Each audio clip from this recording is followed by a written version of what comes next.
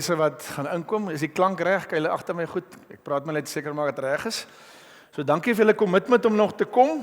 Ek sal my bes doen om julle wakker te hou vanaand. Julle is welkom as daar vrae is, as daar mense is wat die eerste keer saamkom, welkom om ook na die tyd vrae te vra. So baie welkom. Die wat ook luister later op YouTube, skakel baie welkom net. Kom ons raak net stil voor die Here, dan bid ons saam. Here, baie dankie vir die voorreg dat ons vanaand kan saam wees. Dankie vir elkeen wat die kommitment gemaak het om te kom, Here. Here, dankie vir elkeen se verbintenis. Here, en dankie dat ons bevoorreg is om die woord te kan hê en dat ons ook vanaand verder kan gesels en opgewonde kan wees, Here, oor wat U vir ons leer ook in die woord. Dankie, Here, dat U altyd by ons is. En die Heilige Gees help ons ook, Here, as ons gesels oor die woord, hoe ons die Bybel lees, interpreteer. Here, want ons is maar mense en ons kan dit dalk verkeerd lees. So help vir ons en alles wat ons sê en doen, dat U deur die Gees vir ons sal lei. Amen. Goed, net weer wat ons gedoen het. Ons het gepraat oor die wonder van die Bybel die eerste aand en toe die ontstaan en die vertaling. Daar was ook vrae oor vertalings en dinge. Jy is altyd welkom as jy ook bietjie weer daarna wil kyk. En dan gaan ons vanaand hoe lees en interpreteer ons die Bybel. En dan die derde kwartaal is dan 4 woensdae oor die leefwêreld van die Ou Testament en dan so 'n voorbeeld uit die Ou Testament wet, profete, geskrifte net dat ons volgende kwartaal vir mekaar sê jy wil 'n bietjie opgewonde maak oor die Ou Testament. Dis 'n groot deel van die Bybel wat ons baie keer nie gebruik nie of nie lees nie. En net vir julle sê ek het een keer 'n kongres vir die Ou Testament toe 'n professor het geopen en toe sê hy as die kerk sukkel met sy leer, dan gaan hy na die Nuwe Testament. As die kerk sukkel hoe om te leef voor die aangesig van die Here, gaan ons na die Ou Testament.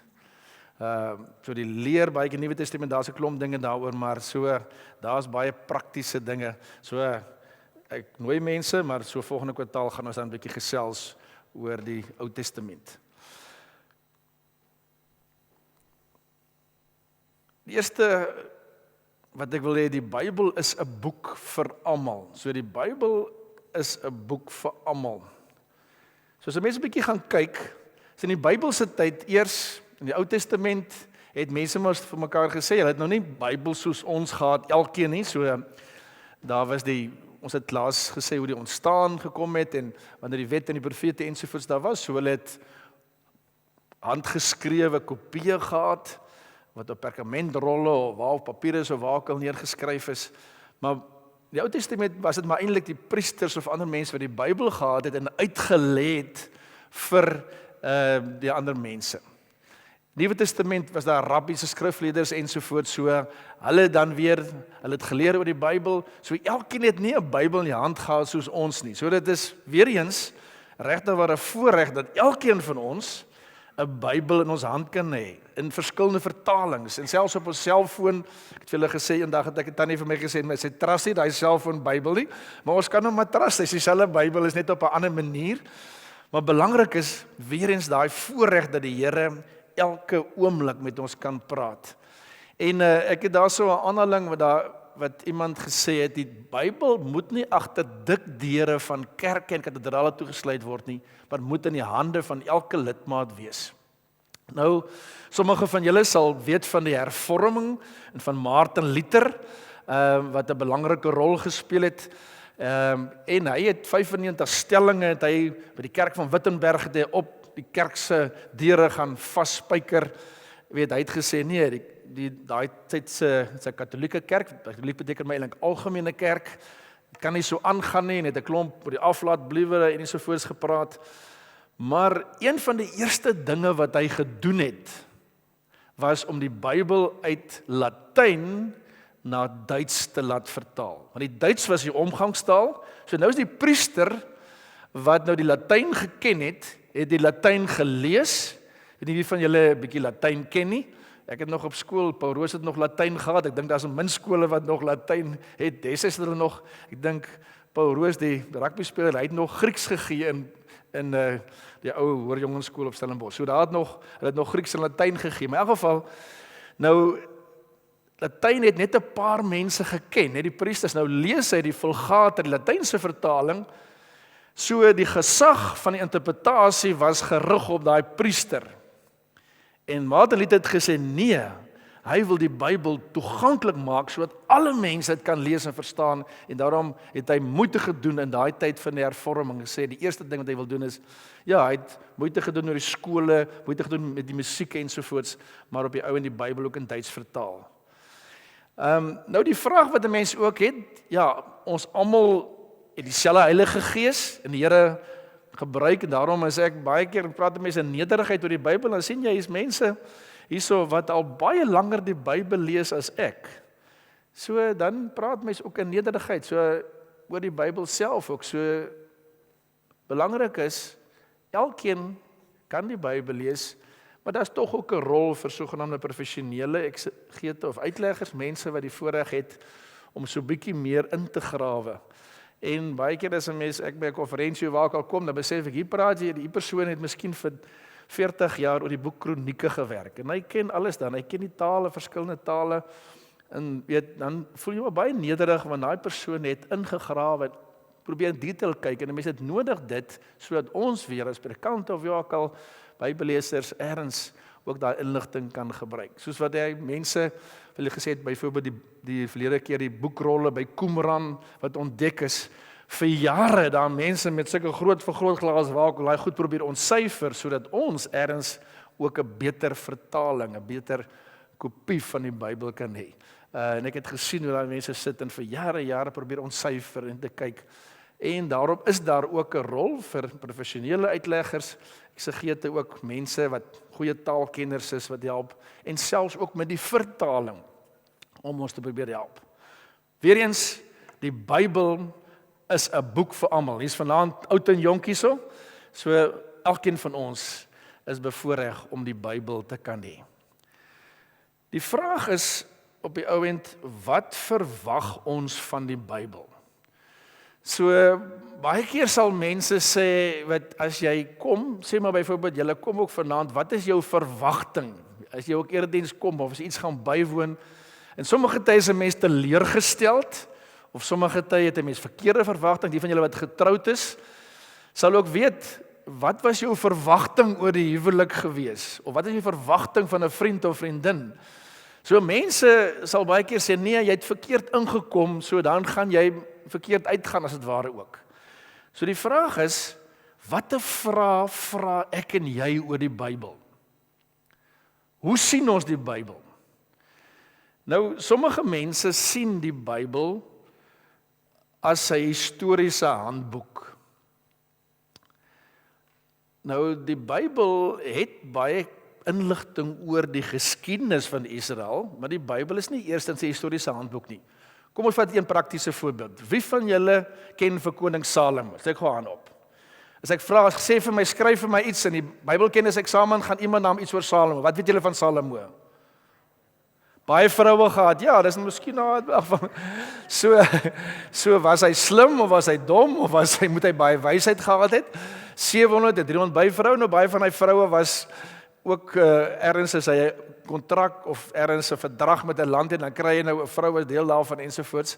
So dit is dalk op 'n ander manier, maar ek dink om 700 vroue en 300 byvroue het hy 3 jaar lank elke dag 'n ander vrou gaan nogal taaf wees, dink ek.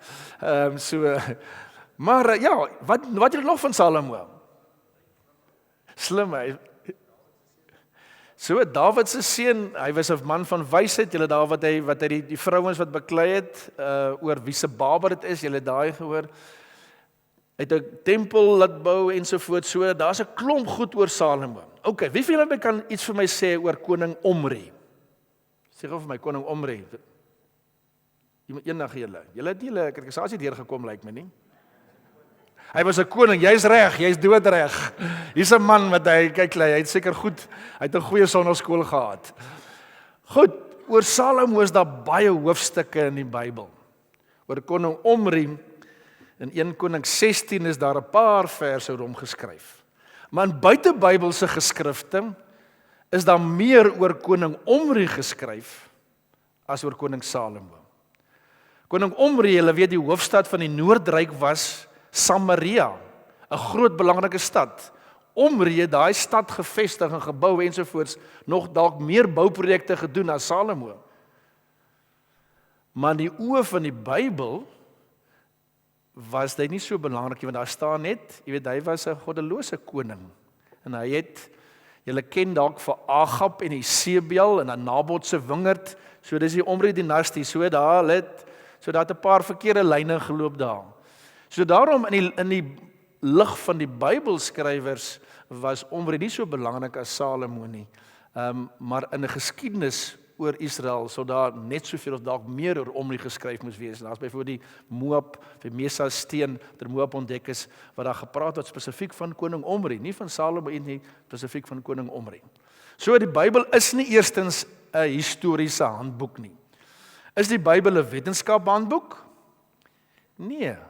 Die doel van die Bybel was nie, ek onthou 'n paar jaar gelede het ek gepreek oor Genesis 1 en 2, en 'n baie dierbare lidmaat van ons het daar agter gesit in die oom toe ek in die begin sê ons weet nie hoe lank God geskep het nie.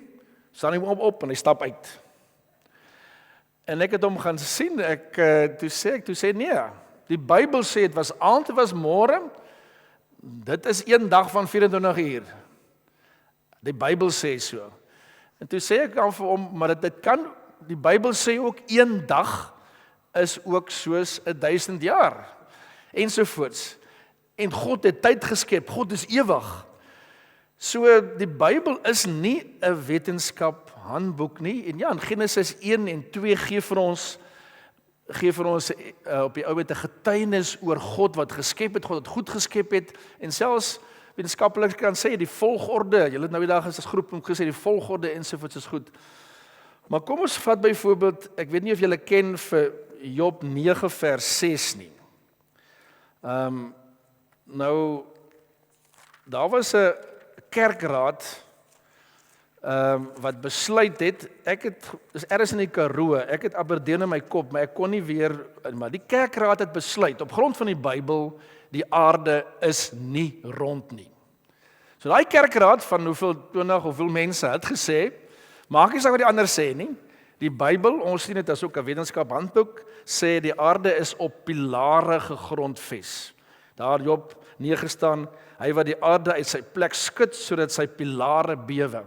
En dan ook in Psalm 75 word ook gepraat van die aarde op pilare. Hulle sê op grond daarvan is die aarde nie rond nie, as jy op pilare staan nie. Nou, hulle het verkeerde vraag oor die Bybel gevra, want wat sê daai Psalm, wat sê Job?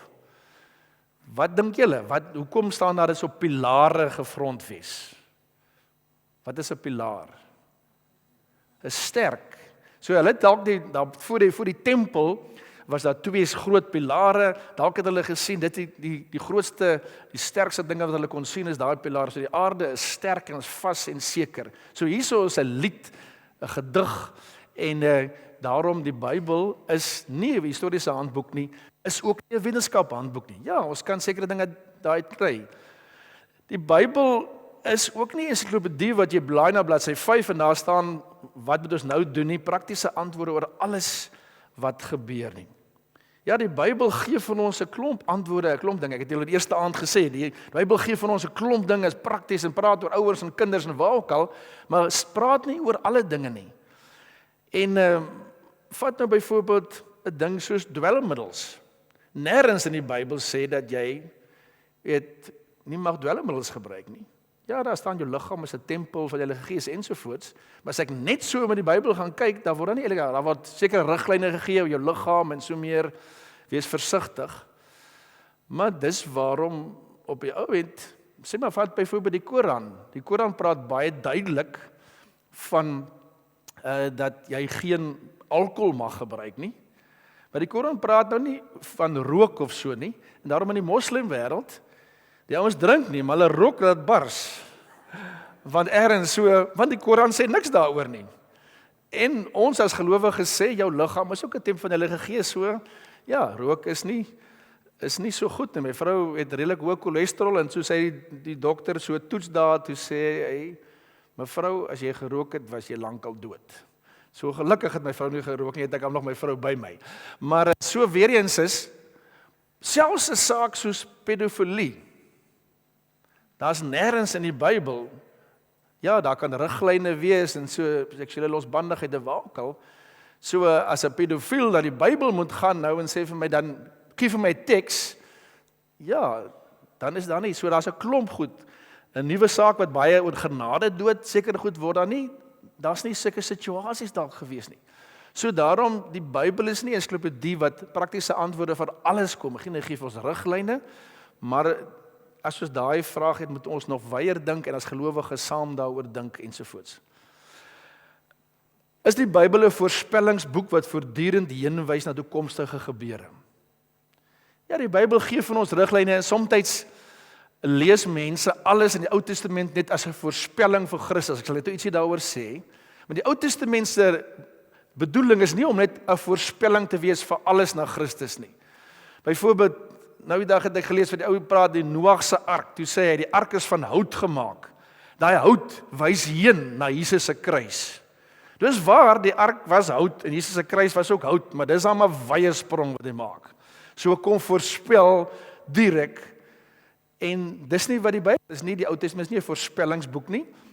Openbaring byvoorbeeld as daar enige oorlog is of as daar in die Midde-Ooste of dinge gebeur in Gaza waar ook al, dan voorspel mense die eindtye en is van Sienel van Rensburg af reg deur tot die Bybel. So die Bybel se rol is nie 'n voorspellingsboek oor alles wat gaan gebeur in die toekoms nie. En dis ook 'n stuk genade van die Here. As ek en jy alles moes weet, as ek moes weet ek gaan sterf in 'n motor, dat ek nie nooit in 'n motor gery nie, of ek weet ek gaan nou volgende jaar sterf. Dink hoe angstig sou jy nou geleef het amper, wanneer gaan jy sterf, wat ook al.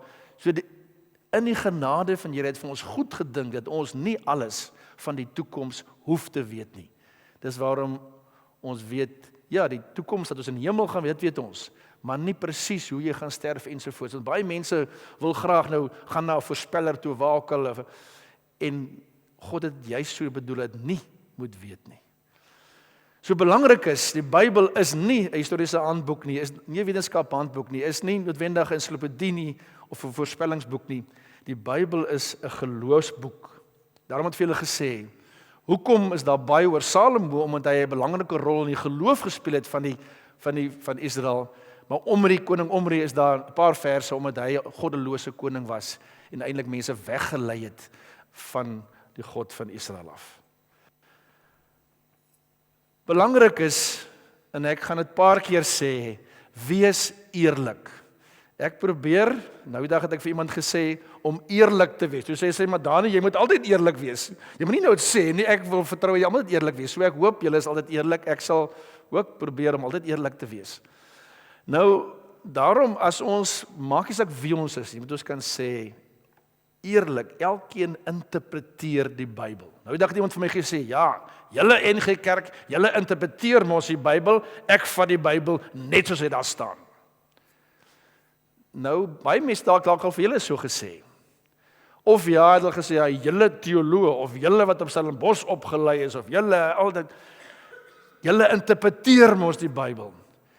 En dan kan 'n mens maar net baie in nederigheid sê, elkeen van ons, maak nie saak wie ons is nie, interpreteer die Bybel. Ek het nog niemand ontmoet op aarde nie, ek is nog maar net op 62 jaar op aarde, wat die hele Bybel leef, net soos daar staan nie. Ek het nog niemand ontmoet. Julle iemand ontmoet het, bring die persoon vir my. Want ek gaan net nog 'n paar moeilike teksverse lees. So kom ons wees eerlik, elkeen interpreteer. En elkeen lees die Bybel deur sy eie bril. So baie keer het hulle mense gesê jy moet probeer groot woorde van objektief, jy moet probeer neutraal staan en kyk, maar niemand van ons is objektief nie. Ek is nie. Ek is beïnvloed. Ek het in 'n predikantshuis groot geword. Ek is 'n man. Ek is opgelei in 'n gereformeerde teologiese fakulteit. Ek is 'n sekere ras, sekere klas ensovoorts. Alles het 'n effek. En daarom op die ouend maak nie saak nie. Ons as NG Kerk lidmaat, jy weet 'n Katoliek kyk dalk andersins. Selfs die vertaling wat ek gebruik kan selfs 'n bril wees. Nou die dag het 'n ou vir my 'n vertaling gegee wat hy sê nou die vertaling is maar hy het dit nou self vertaal en vertaal ons sekere woorde en goed wat hy dink. So selfs die vertaling wat ons gebruik is ook, ons verlede week vir mekaar gesê, daarom ons vir mekaar gesê, ook probeer soveel as moontlik vertalings dan kyk. Sal net 'n ookie daaroor sê. So kom ons wees eerlik daaroor. Elkeen lees die Bybel deur sy eie bril. voorkere. Vat nou byvoorbeeld, kom ons in Romeine 13 praat dat jy moet gehoorsaam wees aan die staat. Nou in die apartheidsjare was ek by 'n gesprek wat daar nou toe ANC-lede was, en is nou wat Christene was, en daartyd was ANC nog verban en so, maar jy weet, byeenkomste, en toe daai van daai studente, die blanke studente gesê, maar hier staan, jy moet, en dan praat hulle van die regime, wat ook al, hulle kan nie gehoorsaam wees in die regime nie, daar staan daar die ou gesê, Romeine 13, daar staan, jy moet gehoorsaam wees aan die staat. Nou die selfde mense wat voor 94 baie sterk op Romeine 13 gestaan het, is nie meer so ernstig oor Romeine 13 nie. Sê, hoekom moet ek nou belasting betaal vir hierdie ouens wat korrup is of waar ook al? Nou sal die ou sê, Romeine 13 sê, jy moet die keiser gee aan die keiser wat die keiser toekom. Want as dieselfde ou 'n paar jaar gelede wat hy teks gelees het, is nou nie so ernstig met die teks nie. So weer eens, skielik binne 'n paar jaar het die bril ook verander van die persoon. So daarom moet ons maar net eerlik wees as ons die Bybel lees en vir mekaar ook dit erken. Ek het sommer so 'n paar moeilike tekste net om julle so 'n bietjie opstrobelus te wees en vir julle net 'n paar moeilike tekste te gee wat en ek het al een of twee wat ek al genoem hoekom ek sê dat elkeen interpreteer maar.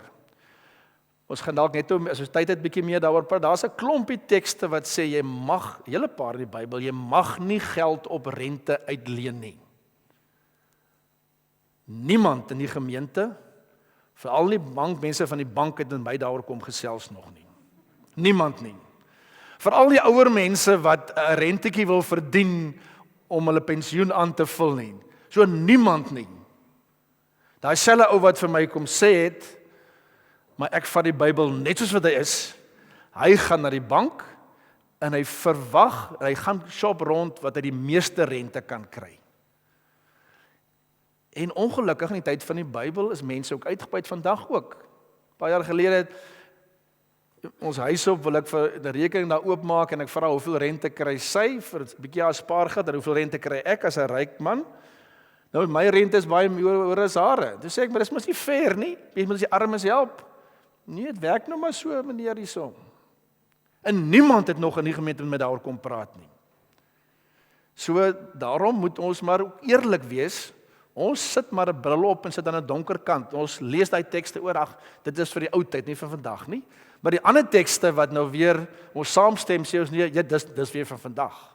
So kom ons wees eerlik. Kom daar Levitikus 20:19, iemand wat ouers vloek of egbreker moet doodgemaak word. Ons weet die Bybel is baie ernstig oor egbreek. Maar ek weet nog van niemand in die dorp wat iemand wat egbreek pleeg doodgemaak het nie. Het iemand van julle? So daai persoon wat sê ek vat die Bybel net soos wat hy is, hoekom vat hy daai teks lees hom oor hom en die ander teks net so? So kom ons wees maar eerlik. Ons maak keuses. Levitikus 25 ook Sabbatsjaar, so ja, ons is dalk onrustig oor wat sekere partye sê oor grondhervorming en so.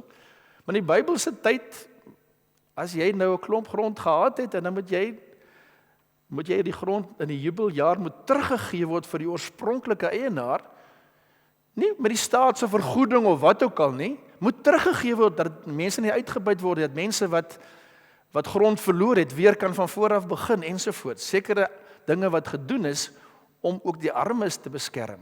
Maar niemand het nog daaroor gepraat nie, behalwe politieke partye of twee wat baie uitgekry word, maar die Bybel praat daaroor ernstig.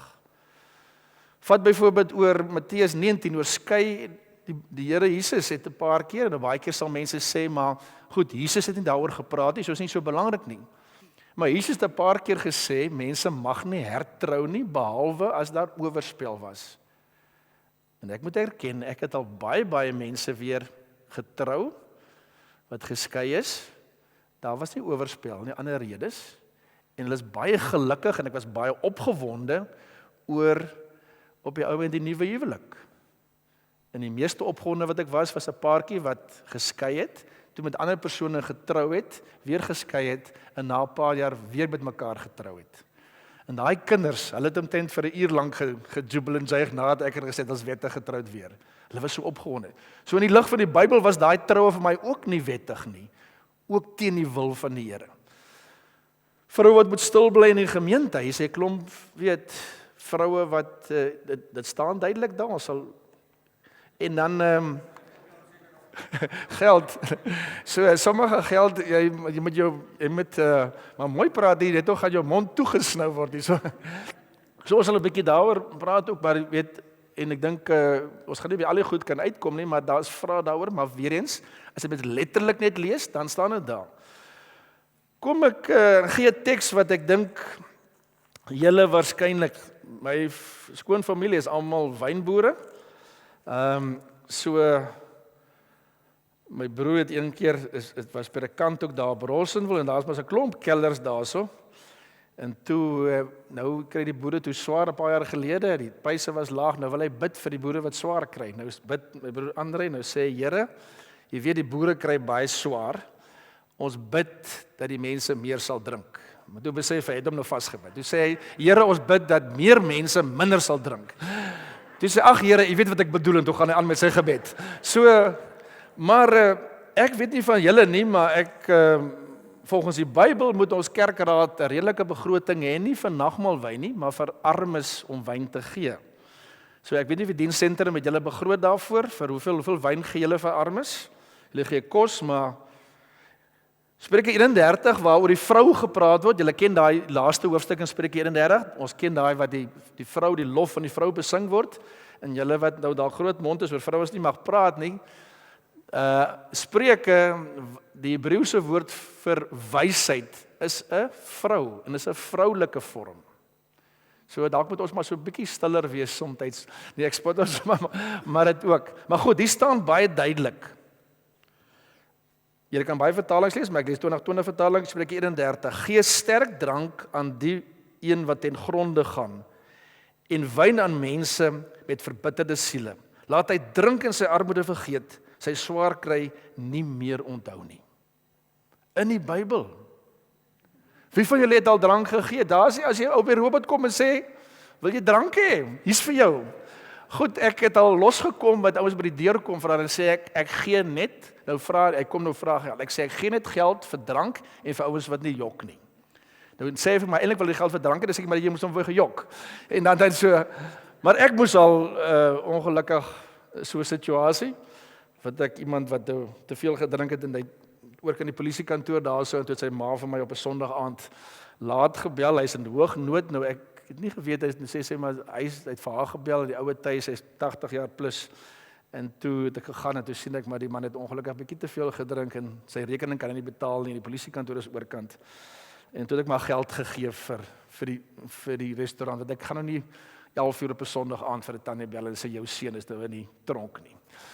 In elk geval, dit staan daar. Maar ons gaan later 'n bietjie gesels oor lees die Bybel in sy geheel. Net 'n paar hoofstukke terug, Spreuke 23 staan daar. By wie is daar smaad, ellende ensovoorts. Dis by hulle wat agterbly by die wyn, by hulle wat ingaan om gewengde wyn te bly proe. Wie na wyn kyk wanneer die rooi skyn, so glans in die beker gee nie. Dit vloei te glad af. Agterna pik dit soos 'n slang en spuit gif soos 'n kobra. Dan sien jou oë vreemde goed en jou hart praat verdorwe dinge. Jy sal wees soos een wat op die oop see lê. So Spreuke 23 net 'n paar verse terug, ons Spreuke 31 word daar baie duidelik sê pas op. Pik soos 'n slang en waar dit lyk of Salomo wie ook al geskryf het nogal bietjie ervaring gehad het. So dalk het hy sy vrouens om dalk een aand 'n bietjie opgemaak, maar weer eens 'n waarskuwing. So, maar ons gaan daar later gesels. Psalm 137, gelukkig die een wie vyande sy kinders doodmaak. En Psalm 139 byvoorbeeld, nou die dag daaroor gepreek ook, wat sê ek haat hulle met 'n uiterse haat, en dan lees in die Nuwe Testament jy moet jou vyande lief hê. So net om 'n prentjie te gee vir julle hoor die punt, kom ons wees eerlik, ek het nog niemand ontmoet wat die Bybel net so leef. So almal interpreteer, en nou die vraag is, hoekom interpreteer ons sekere verse ja, ander verse nie, en waar is die riglyne hoe ons interpreteer, en dis waar dit so 'n bietjie moeiliker is. Ek gaan hierdie eers net, as ons dalk later tyd het, sal ons kyk, maar ek het sommer net so een voorbeeld as in die Bybelse siening oor geld en goed gaan kyk net. Vat byvoorbeeld net, ons het byvoorbeeld 'n versorgingsnetwerk waar ons lidmaat wat in nood is help met 'n fonds. Die tyd van die Bybel, baie duidelik, en nou sê mense baie, ons het al baie gepreek oor Handelinge 2, ons moet leef soos die vroeë gemeente geleef het. Baie mooi dinge gesê, maar wat het hulle gedoen?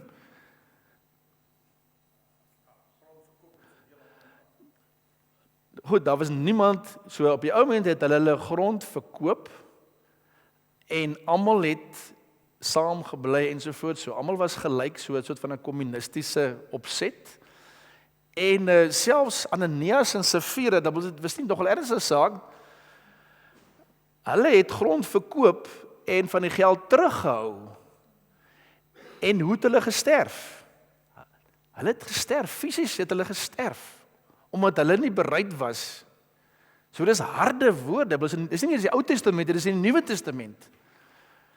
En wat sê dit vir ons? Ons sal dalk sê, daar's 'n paar arme mense, maar so oor geld en goed en daaroor, en min mense het nog met my daaroor gepraat. So dan moet ons ook maar in nederigheid weer kyk, ons vat sekere dinge aan wat nie van my op toepassing is nie, dit is lekker, ek weet my oud kollega Bredalo het ek het gesê, ja, die baie keer van die mense wat so teen van die groen mense, hulle vat die ou tannies met pelsjassies aan, maar nie die bikers met leerbaadjies nie. Hulle het ook ergens diere doodgemaak om my leerbaadjies te kry. So sommige tye moet ons maar ook eerlik wees en sê, ja, ons doen maar goed, as ek nou dalk 'n welaf persoon is, en al van ons is bevoorreg, dan kyk ek anderste, en selfs in Amos wat daar praat van wintershuise en somershuise en waar ook al, en dan kyk 'n mens, so kom ons wees eerlik, ons kyk dalk verskil na die Bybel. En nou wil ek die laaste, of die tweede deel wil ons mekaar help, ons wil tog die Bybel verantwoordelik lees. Nou, baie keer sal mense praat van die groot woord van hermeneutiek, of hoe verstaan ek die Bybel? En vir my as predikant, ja, ek weet een keer het Prof Ferdinand Duist, het hy daar op Stellenbosch, toe daar so kansel spreek, was daar so spreek die Here. En hy was 'n baie slim professor, en hy kyk so, en hy vat sy baadjie, en hy gooi dit toe daar, hy sê, hy weet nie of hy die kans kan vat nie, want hy weet wat Ferdinand Duist vanaand wil sê, maar is dit wat die Here wil sê? So daarom, as ons ook oor die Bybel praat, as ons die Bybel uitlê, dan wil ons graag met verantwoordelikheid, en daarom is dit, ja, vir my, vir my is nie die stres om 'n boodskap te lewer nie, maar om seker te maak, is dit wat die Here wil hê, moet ek sê, is dit wat die Bybel sê, is dit wat die Here vir spesifieke gemeente, so daarom bid 'n mens, en ek hoop julle bid ook genoeg vir ons as predikante, mens bid ook vir mekaar, want ergens gaan almal vir ons die Bybel of 'n teks gee of waker, en dan wil ons dit met verantwoordelikheid doen. En dis waarom ons vir mekaar ook bid. So, die kritiese bestudering van die Bybel staan nie teenoor geloof nie. So sommige tye het mense gesê, ja, ek vat die Bybel net soos jy's nou krities na die Bybel. Nee, dit staan nie teenoor geloof nie, want die Here wil hê, ons moet noukeurig die Bybel lees. En wat het begin, mense vroeër het hulle die Bybel maar net so gelees, maar toe later mense gesê, nou wat staan daar, hoekom staan dit, vra daaroor. En in ons gemeente is daar ook baie keer analitiese mense wat klomp vra. Ek weet een vriend van my het gesê, hy is 'n analitiese persoon, hy is 'n ingenieur, hy vra klomp vrae, dinge is nie so eenvoudig vir hom nie. En toe sy predikant vir hom gesê, toe hy nou jonk is, Boeta, moenie vir jou so slim oor die Bybel nie, jy gaan nie belydenis van geloof af lê nie. En dit was vir hom moeilik, want daar was 'n klomp vrae wat hy het. So, belangrik is, hopelik in ons gemeente en ons kerk, sal mense toegelaat word om moeilike vrae te vra. En elke keer as jy ook 'n vraag vir my gee, dan leer ek ook weer baie keer. So die moeilike vrae help ons dat ons net by 'n beter punt kan uitkom. So belangrik is, ek was op 'n tyd in 'n Bybelstudiegroep van jong mense en daar was hulle baie min gepraat, die groep. Jo, ek het nie gedink ek is so sleg groepleier nie, maar ek kry hulle net nie praat nie. Maar toe kom daar 'n jong nuwe ou en hy vra sulke moedswillige, soms die mekaar vra wat nie hy of ek of ons verstaan het nie, maar hy het die groep aan die gang gekry met daai vraag. En dan sê hulle maar, wat bedoel jy? En hoekom sê jy so? En hoekom sê jy nie so nie? En so het ons op die ou moment, glo ek, by 'n beter punt uitgekom om die Bybel te bestudeer. Belangrik is, sê ek daar, so dat dit gaan oor die boodskap. 'n Verantwoordelike lees gaan daaroor dat ek nie net gaan kyk na die verse nie, maar ek gaan kyk na, daar's 'n boodskap. Die Bybel het gesê ons gaan oor God en God se verhouding met mense ook en dan sy skepping ensovoorts, maar dit gaan oor God. So as ek verantwoordelik die Bybel lees, dan is die erkenning eerstens ek aanbid God en wil hom beter leer ken. Nou dis 'n moeilike ding. Ek het vir julle al vertel dat mense wat glad nie vir God geken het, die Bybel begin lees het en vir God deur die Bybel leer ken het. Maar aan die ander kant, as ons weer vir God ken, dan lees ons op 'n ander manier ook die Bybel. So as ek 'n geloofssprong gemaak het en sê ek glo in Jesus my verlosser ensovoorts, lees ek die Bybel anders as iemand wat 'n nie gelowig is dan, of iemand wat dalk net die Bybel lees soos wat hulle enige ander literêre werk lees. Maar die gesag van die Bybel lê by God en ek lees in afhanklikheid van die Heilige Gees. En daarom gereeld, ook in die erediens waar ook al, as ons dan iets lees, Here, help my deur die Gees dat ek dit sal hoor wat ook vir my gesê word en dat die Here met ons kan praat. In sommige tye dieselfde teks, Dani Moller het Sondag gepreek oor Psalm 23 waar jy dalk al baie preke gehoor het. En met maandag 'n dankdiens hou van iemand het hulle ook mooi gevra, kan ek Psalm 23 doen, want dit is vir daai persoon 'n baie spesiale teks. Nou in verskillende omstandighede praat die Here deur sy Gees en dit is ook verantwoordelik om altyd in nederigheid oor die Bybel te praat. Wat is riglyne wat ons help? Daar's nie vinnige en maklike kort paaie in die verstaansproses nie. Lees noukeurig en doen moeite. Daarom as jy ook wees, daar's baie bronne, ek het vir hulle genoem ook, as ons die Bybel lees en wil verstaan. En daarom vir my ook as predikant, ek weet ons professor het gesê daar was 'n ou Klaus en hy het gesê hy berei nie voor vir die preek nie, want as hy voorberei dan krap die duiwel sy preek de mekaar. So hy vertrou die Heilige Gees en toe hy nou daar op die kansel bid, sy Heilige Gees help my vandag met die preek. Toe wat sê die Heilige Gees vir hom? Klaus, jy was lui gewees hierdie week. Dis al wat hy te hoor by die Here. Klaus, jy was lui. So aanhou het weer gesê, as hy daar preek, weet hy nog die duiwel wat hy gaan sê. Nee, so as ons Bybelstudie doen ensovoorts, gaan dit daaroor, daar's nie kort paaie nie. Ek het vir julle gesê verlede keer, raadpleeg meer as een vertaling. Ons leer, want dit is 'n lang proses, en daar's nie net, ek het vir julle gesê, daar is verskillende vertalings ensovoorts wat ons help om die Bybel beter te kan verstaan. Bepaal die literatuurstoot van die Bybel ook. Vat nou byvoorbeeld, hoe lees 'n mens? Kyk, vat byvoorbeeld daai gemeente in die Karoo wat besluit het die aarde is nie rond nie. So hulle het 'n gedig. Ek dink wie het geskryf is Opperman, my nooi is in 'n narkie, my ouma in kaneel. Daar's 'n vrou in elke geur. Wie dit? So my vrou is nie in 'n narkie nie. My ouma is nie in kaneel nie. Wat is dit?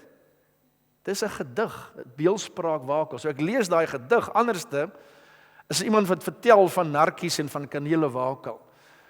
So julle sal dalk onthou 'n klompie jaar gelede in ons eie kerk was daar 'n groot debat oor Jona. Was Jona in die vis of nie in die vis nie, waar ook al en so.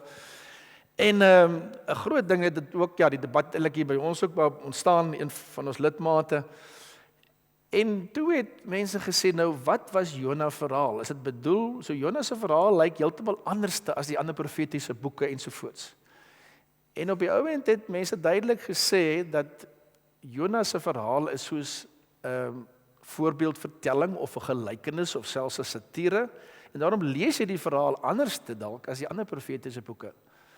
Ons lees die gelykenis van die verlore seun of die gelykenis van die barmhartige Samaritaan. Daar is historiese wortels. Toe Jesus daai gelykenis vertel het, het hy dalk gedink aan iemand wat daar gestap het te wakel. Baie jaar gelede het lidmaat gesê dat daar in Israel gekom toe die mense gesê, daai gids sê vir hulle, hier het die barmhartige Samaritaan gebly. Dis mos 'n leuen.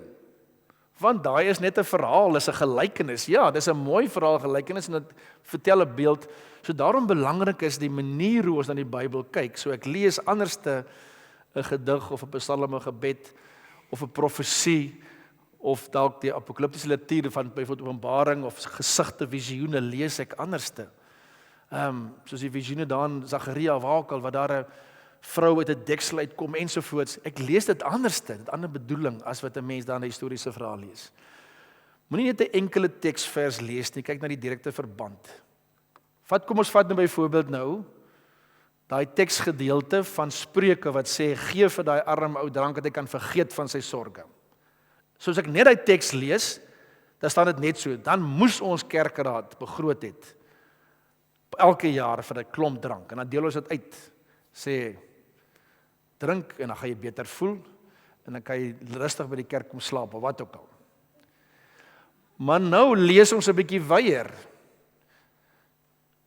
Nou lees ons dalk in Spreuke 23, daar is anderste. En ons lees in Efesiërs moenie aan drank te buite gaan nie, maar laat die Gees jou vervul ensovoorts. So julle sal met my saamstem dat die Bybel moedig nie aan dat ons vir alle mense met 'n sterk drank gee nie. Die Bybel waarsku ons gebruik drank verantwoordelik. So as jy die Bybel in sy geheel lees en dis wat belangrik is, dat ons moeite sal doen, nie net een teksgedeelte nie, maar die wyeer verband. Dis waar ons mekaar ook help. Ook Jesus, daar was nou die dag ook 'n vraag oor hoe interpreteer mens goed en oor Jesus. Sê maar die rol van die vrou. Ons het daar waar die vrou moet weet nou as jy die Bybel vat byvoorbeeld 'n Ou Testamentiese boek soos Rigters wat Debora 'n vroue rigter was. Dit was ongekend in die tyd van daai wêreld. In die Midde-Ooste, ek was al in Jordanië Wakel dan weet 'n paar jaar gelede, dan wil jy vir 'n vrou 'n pad vra. Jy is so dankbaar hy sê verdwaal is. Maar daai vrou praat nie met jou nie, sy mag nie want jy weet so Jesus het met die Samaritaanse vrou by Johannes 4 nog gepraat. Vrou kon nie getuienis lewer in die tyd van die Bybel, kon 'n vrou nie as betroubare getuie gesien wees nie. En hierso is die getuies van Jesus se opstanding was eerstens vroue. En Jesus se geslagsregister wat vroue nie gereken is, in sy geslagsregister is 'n paar vroue genoem ensovoorts. So Jesus het eintlik so as jy die Bybel in sy geheel lees, is Jesus se siening ook oor vroue ensovoorts revolusionêr vir daai tyd. So jy lees nie net een gedeelte nie, jy lees die Bybel in sy geheel en dis waarom dan ook ons soms by 'n ander punt kom en sê hoe dink ons oor op die ou met die rol van 'n vrou. En daar sekere kerke wat nog anders dink, maar dis die Bybel as geheel. Erken dat daar 'n afstand tussen my en die Bybel is, doen moeite om die historiese, kulturele en teologiese konteks van die Bybel te verstaan. Ek het verlede keer ook genoem byvoorbeeld selfs net dan iemand wat die Midde-Ooste is redelik droog en elke bietjie water is belangrik en die Jordaanrivier is nie die massive rivier nie. Ek bedoel jy moet vinnig kyk as die Jordaanrivier is dit 'n klein riviertjie. Maar water is belangrik. So daarom verstaan mense in Europa nie baie keer van droogtes ensovoorts die rol daarvan. Ek het julle gesê ook wat die Bybel daar ook praat van God is soos die dou. Nou dit beteken nie God is net 'n bietjie nie, weet dou was op die ou moment 'n lewensaar vir daai dele in die woestyn. Baie diertjies en plante het geleef van 'n bietjie dou en God wat sorg ensovoorts. So soms is daar 'n historiese kulturele en ons probeer dit verstaan en dis wat ek baie keer ook weet probeer as mense ergens 'n teks lees en sê dink jou net 'n bietjie in, wat het daai persoon beleef? En vat nou daai tekste ook op die ou end wat praat van selfs die kindertjies wat moet doodgeslaan word op die klippe en so. Ek weet eendag was 'n baie goeie predikant en hy het 'n kind gehad wat in koliek wat almekaar geskree het vir ek weet nie 2 jaar almekaar. En hy het in die groepie daar vir ons gesê, "Wie julle gaan nou snaaks vir my dink, maar ek het op 'n tyd gevoel, maar ek kan nie meer nie. Ek wil daai kind gryp om die nek. Ek kan nie meer nie." En ek onthou daai eerlikheid, dit was regtig wat 'n bittergoeie ou. En ek kon nie dink dat hy dit kon sê nie. Maar ergens praat daai Psalm oor vyande en sê, "Jo, hierdie vyande is ook die vyande van God. En ek kan nie meer nie en ek voel om daai vyand te verwrig." En dit word eerlik in die Bybel gesê. So dis 'n eerlike uitdrukking. Dit sê nie, in die hele Bybel kom sê jy moet vir jou vyand lief hê ensovoorts. So as ek net daai teks vat, dan kan ek seker goed sê, maar as ek probeer verstaan, wat maak daai persoon deur? En wat het gebeur? Lees die Bybel ook saam met medegelowiges, wees bewus dat gelowiges van verskillende kerke vir eeue al die Bybel lees. So ek en jy het nie begin om die Bybel te lees nie. So daar's 'n lang tradisie. Vat nou byvoorbeeld wat ek nou Sondag gepraat oor wat ons praat oor die kerk, bely oor ons as 'n gemeenskap van heiliges. En dalk het julle dalk nie so gedink nie, maar deur die eeue het gelowiges daaroor nagedink. En help vir ons om vandag te kan verstaan en verskillende kerke. Daarom is dit goed om, sê maar byvoorbeeld 'n saak soos die doop, waaroor kerke verskil. Dit is goed om te praat met iemand wat anders te dink oor die doop. En hoekom dink hulle so en waar ook al. So ons kyk na verskillende tradisies en daarom is dit goed om ons het in ons gemeente mense wat verskillend dink oor dinge en ons sê jy is welkom hierso. Ons gaan jou nie wegjaag om die anders te dink nie, want ons kern bly Jesus Christus, net ietsie meer daaroor. Maar wees bewus en gesels met mense daaroor en dan dink 'n mens 'n bietjie in nederigheid ook oor jou eie verstaan, hoe jy dink en daarom is dit goed. Baie van julle kom is ook hier so as 'n omgee groep, die wonder van saam met medegelowiges die Bybel te lees. As ek in Kobie soms dan sy sien weer 'n ander iets in die Bybel raak en Bybel sê die groep bewakel, die wonder van saam met medegelowiges. Want die een ervaar dalk pyn en lyding en lees daai Bybelteks anders as een wat dalk vreugde beleef en so help ons mekaar. So die wonder, dis verantwoordelik om nie net op jou eie te gaan sit nie, maar ook saam met ander mense.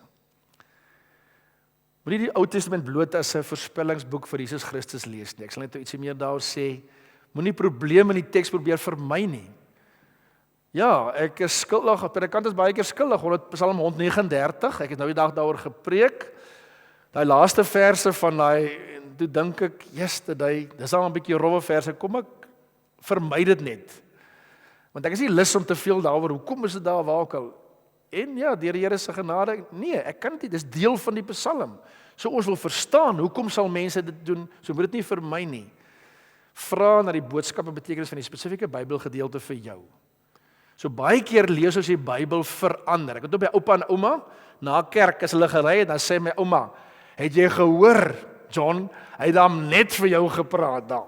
Sy het net geluister, dan sê hy, ja, het jy gehoor daar. Hulle luister net vir die ander ene. En ek weet eendag was jy lidmaat en sê, ons moet praat oor al die sondes en hierdie welles en al die goed en so. Ek sê, ek het nie geweet, jy doen al die sondes, nie. Hy sê nie, ek doen dit, maar ander mense doen dit. Ek sê, wat beteken jou daai preek dan vir jou? So hy wil net hê ek moet preek vir die ander. Nee, belangrik is, vra wat sê daai teks vir my en vir jou in ons eie situasie.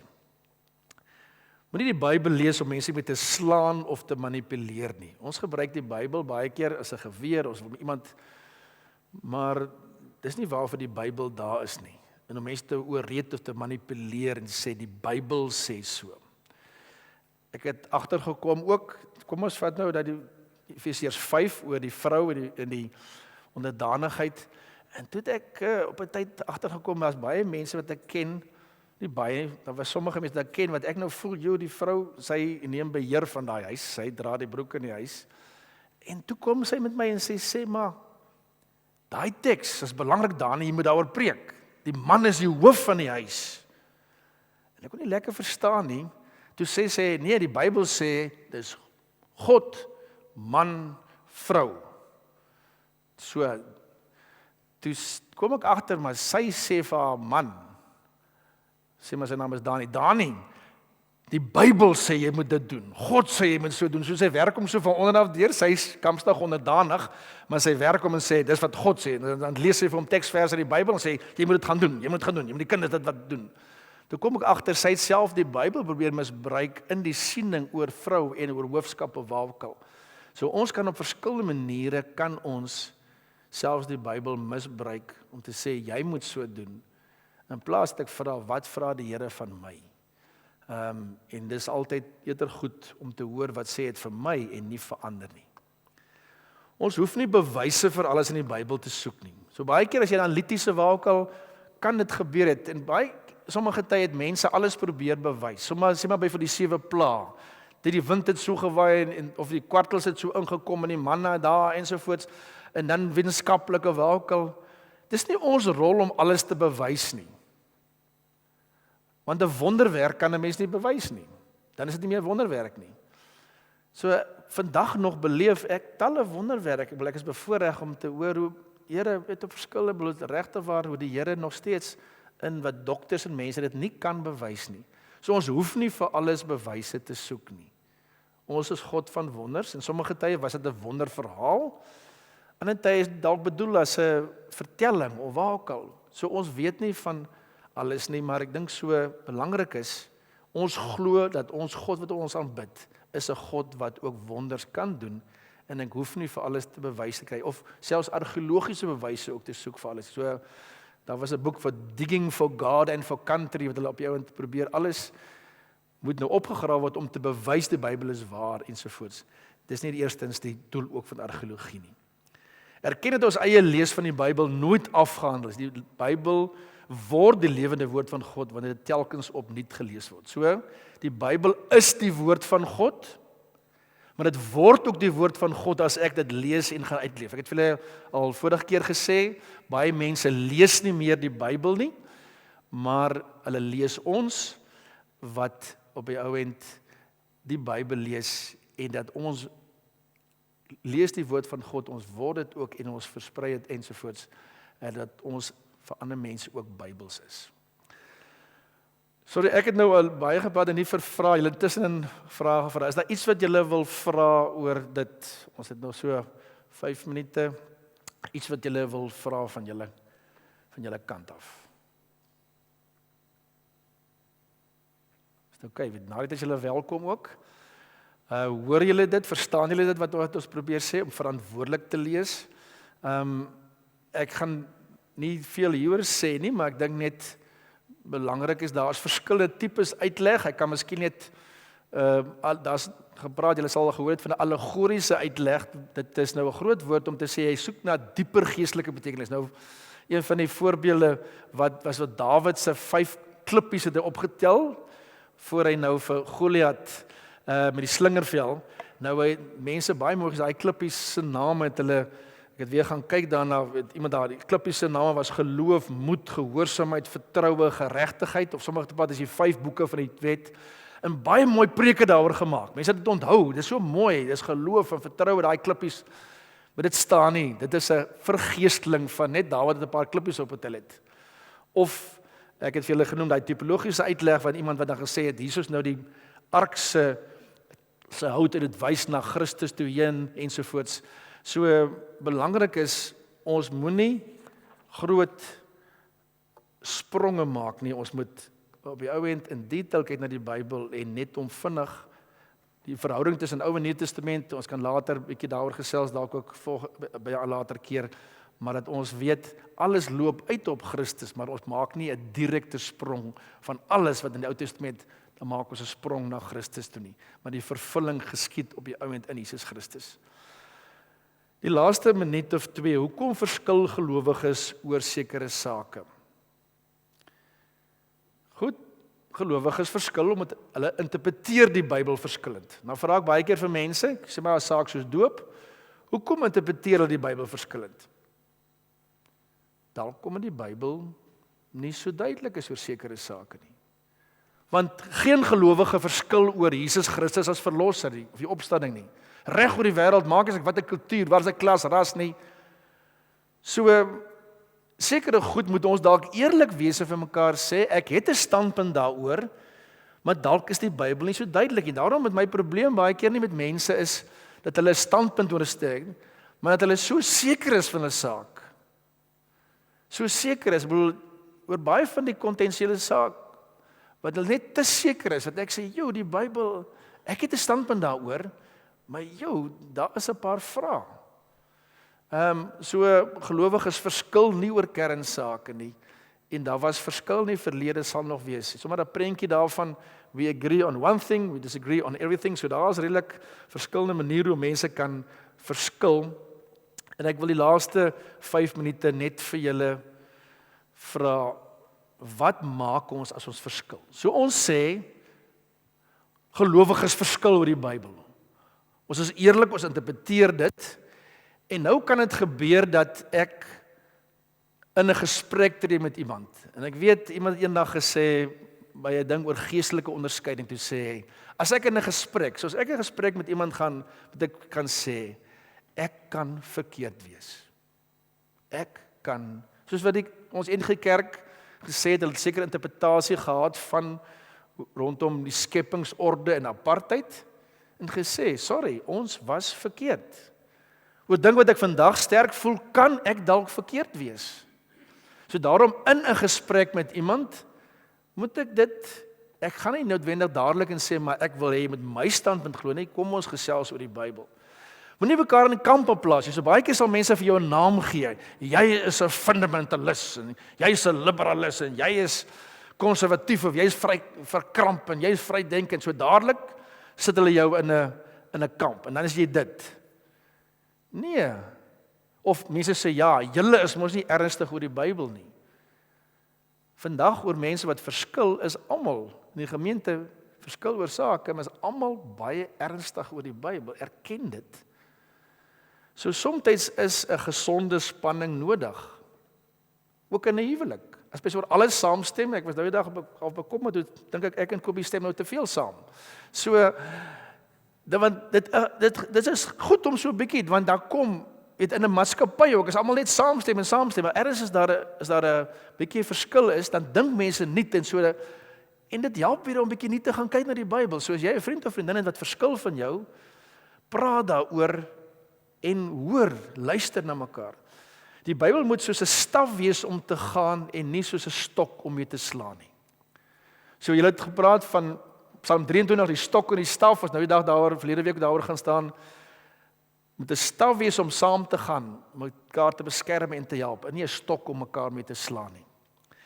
En julle sal hoor 'n paar keer dat ek dit al genoem, en dit is 'n kerklike spreekwoord wat al jare kom in die Morawiese kerk, dit is een van hulle slogans, dit kom oorspronklik van 1617 af, hulle kerklike spreekwoord in die Engels en Latyn, in essentials unity, in non-essentials liberty, in everything love. So in baie gesprekke sal ek sê, belangrik is, ons gelowiges ook in die gemeente, in essentials unity. Weet, ek is bereid om te sterf wat ek glo oor Jesus Christus as verlosser en Here. Ek is bereid om daarvoor te sterf. Maar ek is nie bereid om te sterf vir my standpunt oor die doop, of oor huwelike, of oor genadedood of wat ook al nie. Want daar is net vir my te veel vrae nog. So hoekom, byvoorbeeld een van ons lidmate, wat baie ernstig was, byvoorbeeld oor baie anti-gay persone, hy het ook in die kerk op 'n tyd, eintlik nie baie mooi goed gesê nie, en toe kry ek kanker, en ek het vir hom 'n jaar lank, het ek vir hom gereeld besoek, en daai jaar het hy nooit met my gepraat, oor sy standpunt, oor selfgeslagverhouding nie, ons het oor Jesus gepraat, en oor geloof, en ek het al baie sterfbeddens gewees, ek het nog nooit iemand wat sterf het vir my gesê het, Danie, ek wil nog praat met jou oor die doop, asseblief nog, net nou, voor ek sterf dan net nie.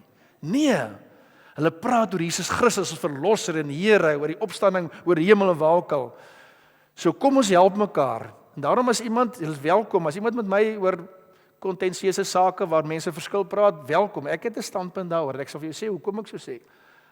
Maar dan praat, nou die dag het hy wil praat oor die alle sake, en ek sê, kom ons praat oor Jesus, hoe staan jou verhouding met die, nee, hy wil daarop, ek sê, nee, kom ons praat oor die verhouding met die Here eers, toe battle hy weg, toe sê ek, nee, dis waarom met jou wil praat, ek sal oor die ander saak ook praat, so as iemand met jou kom praat oor ander saak en sê, waar staan jou verhouding met Jesus Christus as verlosser en Here, as nie daaroor wil praat nie, dan weet ek nie, dit is die kern van ons geloof, so dalk het ons te veel, weet, destyds was daar 'n professor by ons wat gesê het, ja, dalk moet ons die doop en die doopwater, het ons so baie oor al klomp debatte gehad, het dalk moet ons bietjie daai water meng met 'n bietjie klei, en dan stene maak, en huise bou vir arme mense wat nie huise het nie.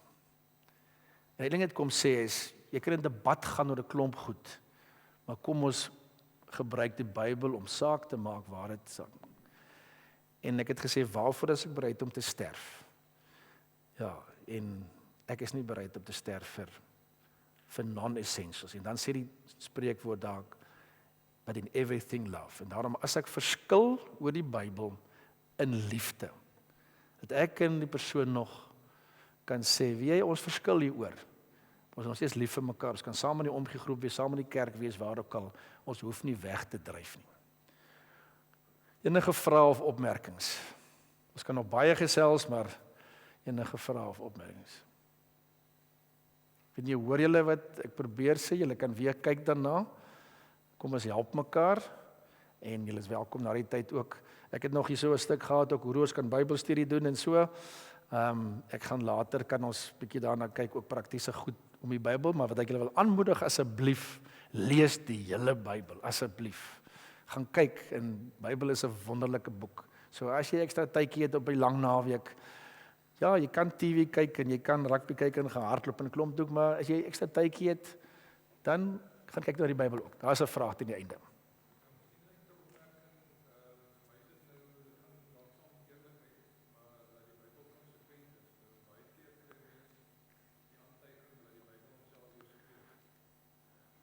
So sommige tye is die vrae, sommige tye mense sê die Bybel weerspreek. So ons het gesê die eienskappe, die Bybel is duidelik, die Bybel is genoegsaam, waar ook al. Ja, daar kan plekke wees en as interpretasies wat dit, soos ek sê, wat dit lyk, so sê maar Spreuke 23, Spreuke 31, dit lyk of dit weerspreek, maar as jy die Bybel in sy geheel neem, dan is daar tog ergens na kant toe waar ons kan kyk.